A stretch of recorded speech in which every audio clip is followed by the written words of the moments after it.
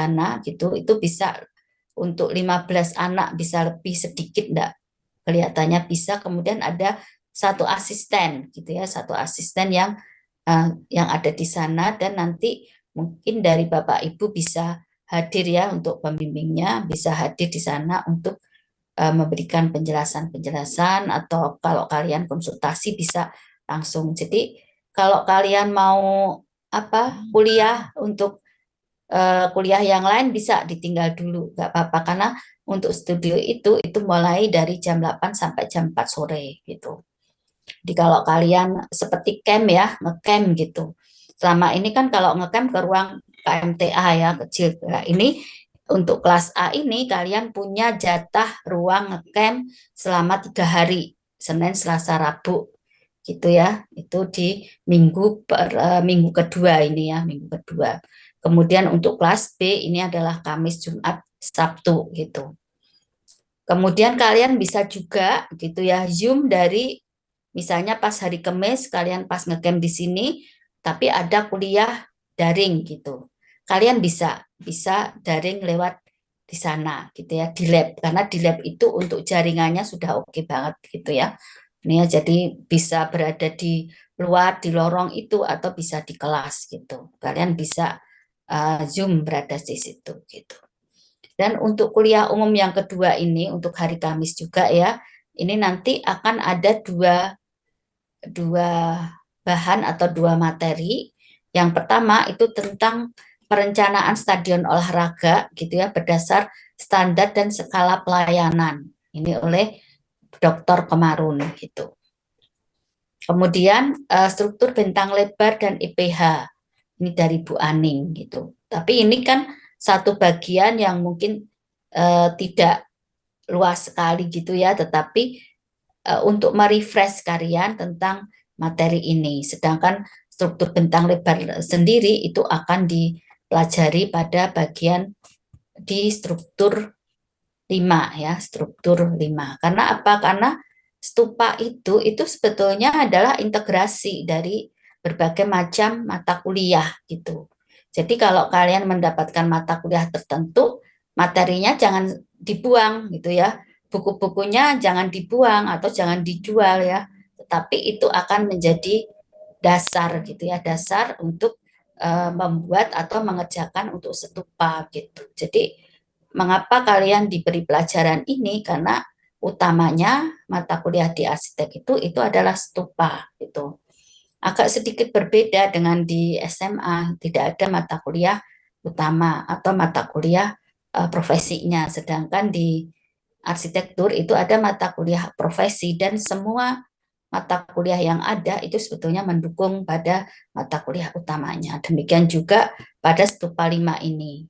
Itu ya. Jadi di sini ini subjeknya itu nanti, objeknya yaitu adalah stadion olahraga gitu ya. Sedangkan struktur bentang lebar ini sebenarnya sudah diajarkan pada mata kuliah struktur dan utilitas 5 gitu.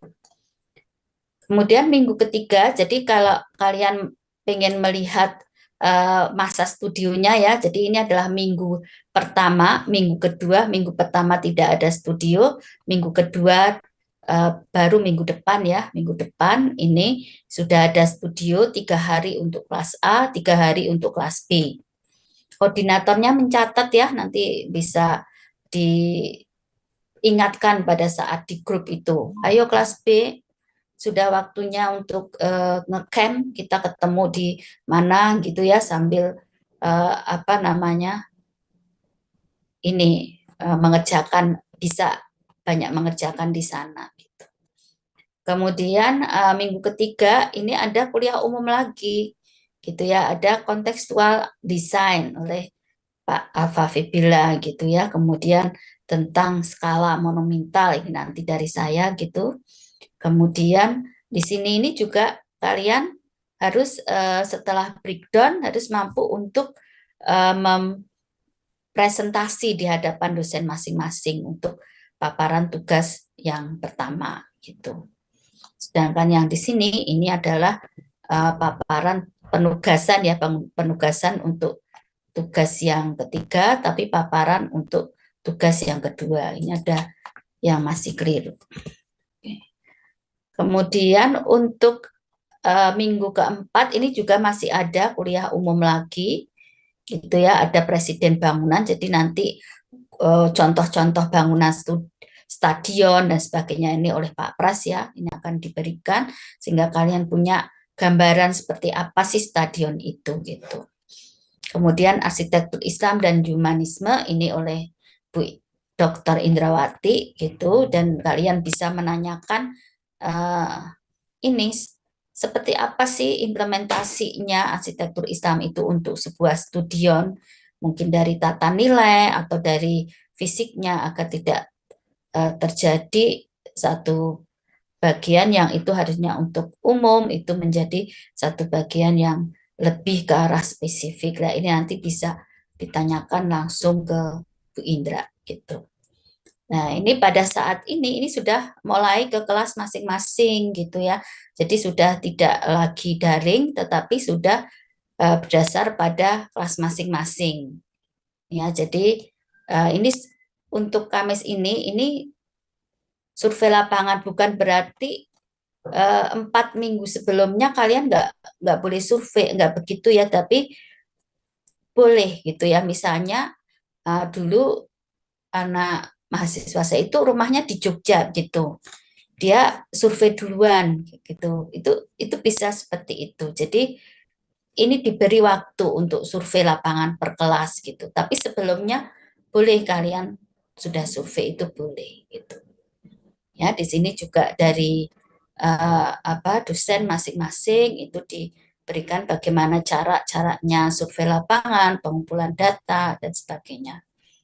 Kemudian Kamis ini studio gitu ya. Studio ini berdasarkan pada kelas masing-masing gitu ya. Tetapi ada yang sifatnya camp untuk kelas I dan J ini. Ya, sedangkan untuk hari Kamis itu untuk setiap kelas itu ngecamp gitu ya, ngecamp di studio masing-masing atau kelas masing-masing. Misalnya untuk kelas saya gitu ya, kelas J itu di mana ruangnya gitu ya, ruangnya itu di ruang lupa ya saya, tapi kelihatannya di audiovisual atau ruang stupa gitu. Maka dari jam berapa di situ, jam 6.30 sampai atau jam 1 sampai jam keempat itu ngetem di situ gitu. Biasanya seperti apa gitu. Jadi kalau saya suruh masuk ke itu ya, ke studio itu, kemudian saya keliling untuk menanyakan hal-hal yang mungkin terkait dengan tugas saat itu gitu. Dan biasanya juga presentasi ya, presentasi dari tugas keempat itu untuk masing-masing kelas itu. Nih, kemudian hari Kamis ini bisa konsultasi secara daring atau bisa juga ngecamp karena kita sudah mendapatkan ruang gitu ya, ruang dari apa yang sudah ada gitu. Di sini ini penting ya untuk melihat perbagian gitu ya. Sebelum pada UTS ini targetnya adalah transformasi desain lengkap untuk tugas individu dan tugas paper gitu. Kemudian setelah UTS ini ada review UTS itu ya, perbaikan untuk transformasi desain. Kemudian hari berikutnya ini juga ada studio untuk desain development itu, jadi membuat block plan, membuat set plan gitu ya. Kemudian untuk studio 4 ini hari Kamis ini sudah masuk pada denah tampak potongan itu, dan ini studio berulang lagi ya. Anda punya tempat untuk ngecamp gitu. Kemudian Kamis ini juga membuat tampilan bangunan gitu. Itu sudah mulai masuk pada bagian strukturnya, kemudian utilitasnya dan sebagainya. Tuh, kemudian ini sudah masuk pada perspektif dan animasi, finalisasi gambar gitu ya. Kemudian pembuatan poster, animasi, presentasi. Yang terakhir di sini ini adalah kelayakan ya. Ini adalah pengumpulan produk akhir gitu. Ini terakhir adalah UAS gitu ya, atau final tugas besar. Dan di sini untuk konsultasi, ini 4 kali ya target konsultasi. Mengapa kok kalian ada yang dipaksa? Jadi tadi itu saya sudah mengatakan ya, mungkin ada mahasiswa itu yang dia senang konsultasi, bahkan senang sekali gitu ya kalau di ruang itu dia bisa apa namanya mendiskusikan bersama dosen bahkan berlama-lama ya. Terus kemudian setelah pagi, sorenya dia sudah bertanya lagi, paginya konsultasi lagi. Itu kalau dihitung bisa lama, bisa 10 kali atau 11 kali. Tetapi ada yang takut-takut gitu.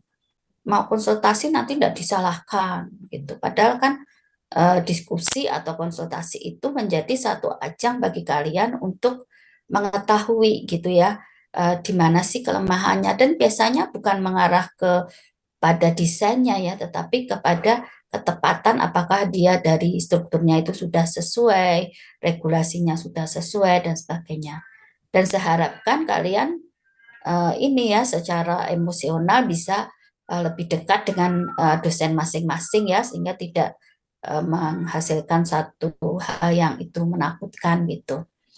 Kemudian komponen penilaiannya apa gitu? Presensi, ini ya presensi, kehadiran itu 5%. Oh dikit Bu, jadi saya tidak datang nggak apa-apa ya Bu gitu ya. Ini sebetulnya adalah kepentingan kalian gitu. Kalau dosen sih ini ya kalian datang atau tidak nggak masalah, tetapi ini lebih banyak kepada keaktifan dari mahasiswa masing-masing dan keinginan mahasiswa untuk mendapatkan ilmu dari dosennya. Jadi saya harapkan bobot yang kecil ini bukan menjadi hal yang bermasalah buat kalian gitu. Kemudian UTS ini presentasi papernya 15%, kemudian transformasi desainnya itu 10%. Dan pada bagian UTS ini sifatnya masih dikelola oleh dosen pembimbing masing-masing gitu. Kemudian tugas besarnya adalah 40%, ini ya, presentasi untuk transformasi desain dan gambar rancangan, ini juga akan dinilai oleh dosen pembimbing masing-masing.